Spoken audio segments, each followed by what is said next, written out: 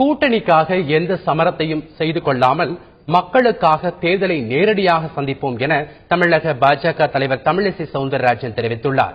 சென்னை கமலாலயத்தில் செய்தியாளர்களிடம் பேசிய அவர் இவ்வாறு கூறினார். பாரதிய ஜனதா கட்சியின் சார்பில் இந்த தேர்தலை வெற்றிகரமாக சந்திப்பதற்கும் எந்தவித சமரசமும் கூட்டணிக்காக செய்து கொள்ளாமல் நேர்மையாக, நேரிடையாக, நேர்மறையாக இந்த தேர்தலை மக்களுக்காக சந்திப்பதற்கு நாங்கள் தயாராகி இருக்கிறோம்.